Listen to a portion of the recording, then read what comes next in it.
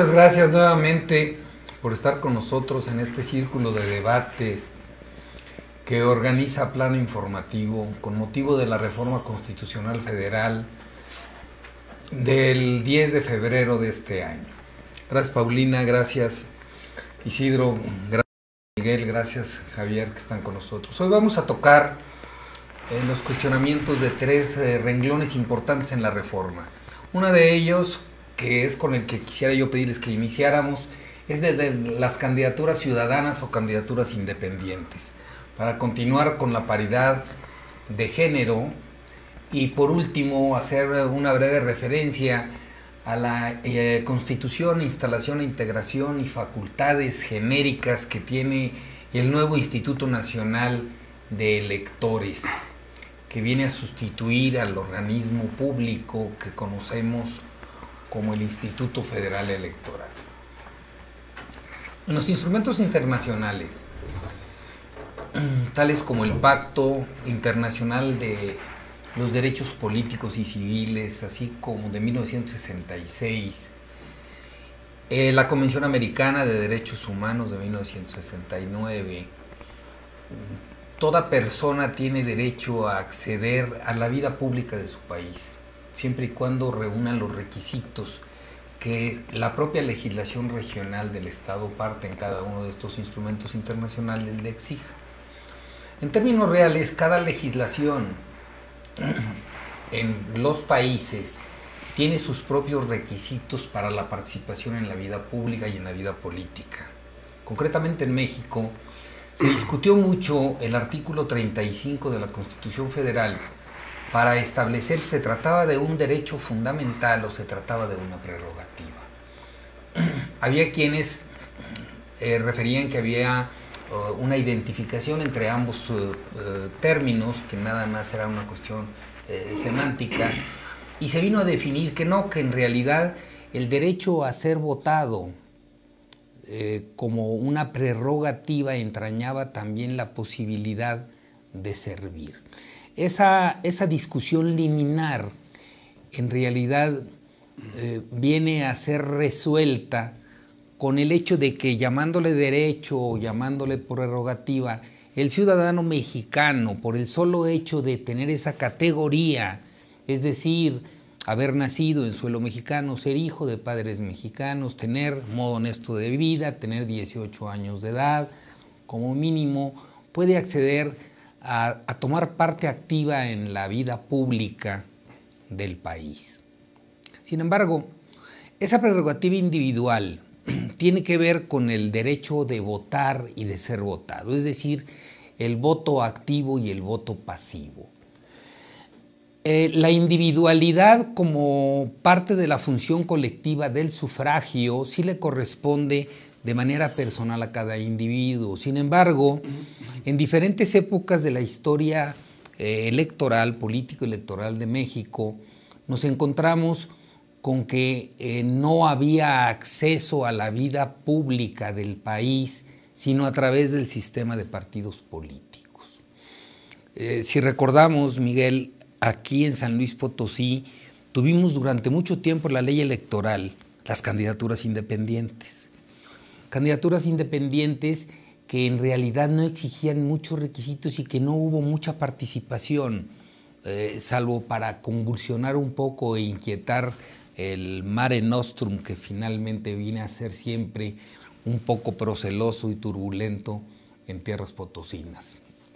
Es una característica que ha identificado mucho a nuestro estado, las convulsiones políticas, la escucha ciudadana, la protesta del mismo ciudadano potosino con sus diferentes caracterizaciones según el tipo de regiones en el estado. Sin embargo, en el 2007 se homogeneiza en el país la prohibición de las candidaturas independientes.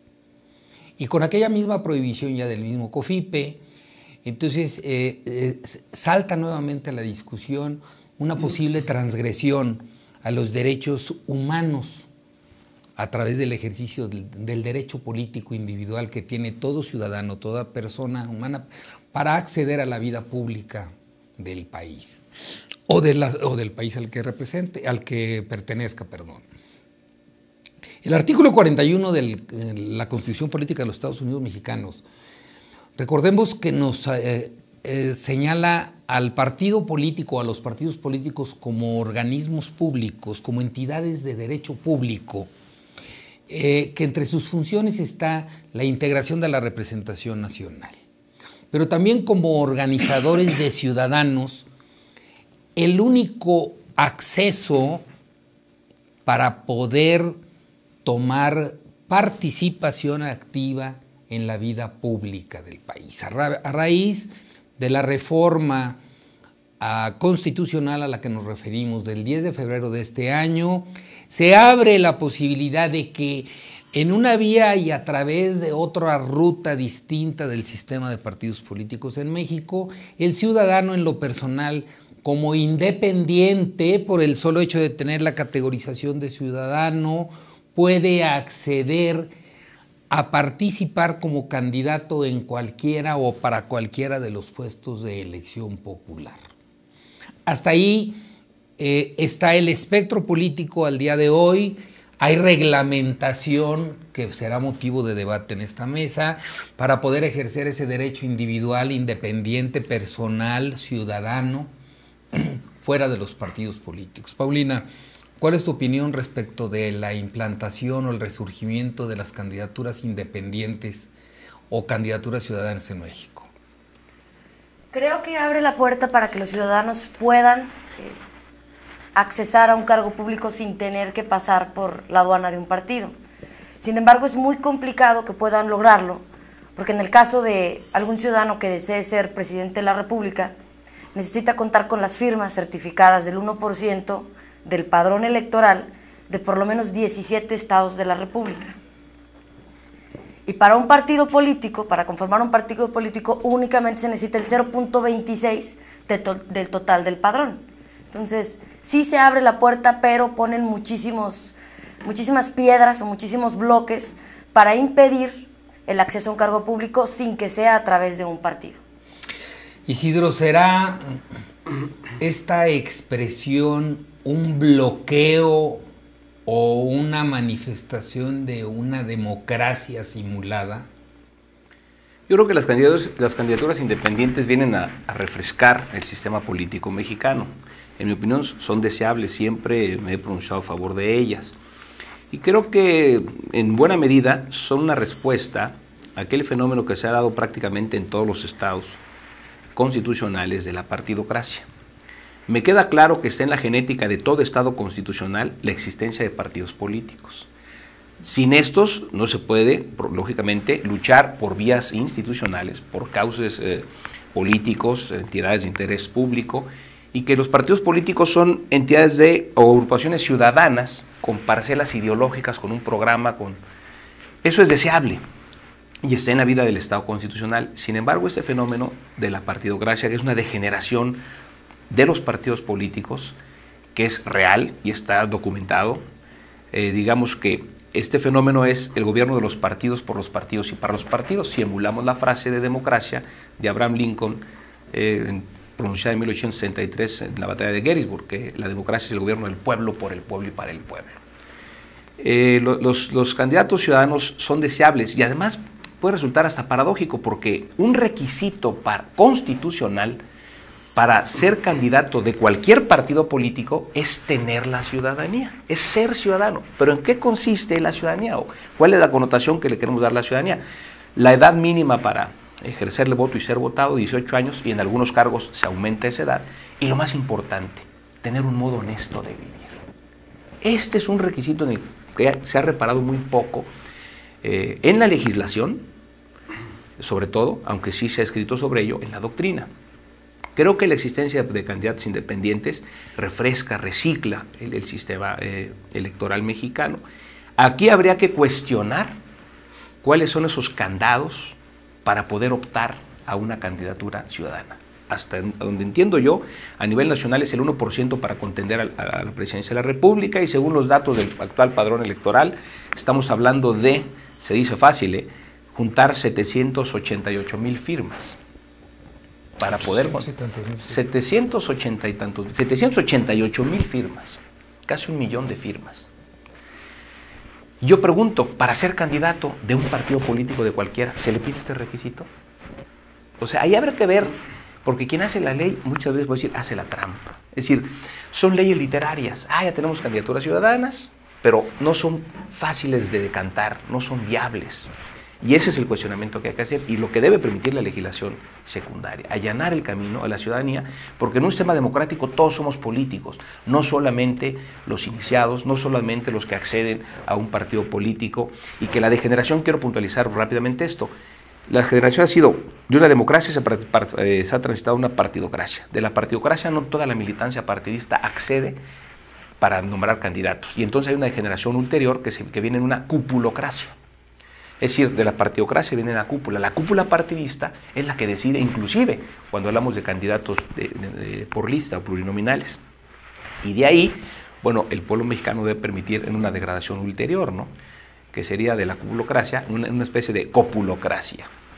Que bueno, eso ya será el acabose de todo tipo de convivencia política. ¿Cuál es tu opinión, Miguel, de las candidaturas ciudadanas, cómo están reglamentadas a partir de este año?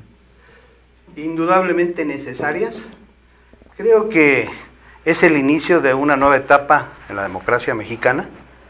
Desde luego, no son en materia de condicionantes simétricas y justas, indudablemente.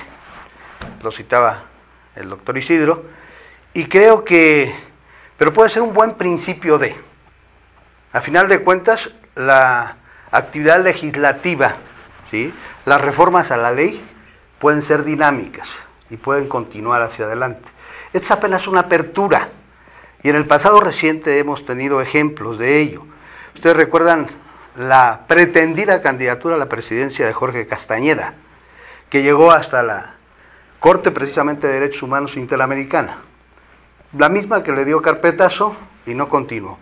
Quizás ese intento haya sido más que nada un parapeto, una cortina de humo para otra cosa, pero fue un buen intento. Hoy sí es cierto que la partidocracia tiene defectos, indudablemente, pero también tiene bondades. Imaginemos este país solamente con candidaturas independientes y sin instituciones, que las organizara, y me refiero a los ciudadanos, organizar a la ciudadanía, de manera tal que puedan participar y llegar a ejercer puestos de elección popular. Yo creo que se parecería mucho a la anarquía, y eso no es lo que deseamos para el país. Sin embargo, estoy de acuerdo contigo en que los excesos en materia de partidocracia se dan en México día con día, y nosotros los ciudadanos, que se supone que somos la materia prima, el recurso humano necesario para los partidos, hemos sido desplazados en materia de la representación por la partidocracia. Eso es cierto. Partidos que obedecen más a las cúpulas que a la ciudadanía, que a sus integrantes, y eso debe de revertirse indudablemente. A lo mejor más adelante podemos hablar un poco cuando toquemos el tema del INE, de la ahora INE, Instituto Nacional Electoral, referente a la rendición de cuentas y transparencia de los recursos públicos, que tienen mucho que ver con lo que nos está sucediendo en el ámbito político nacional. ¿No será, Javier, una simulación democrática la introducción de unas candidaturas ciudadanas con tantos requisitos?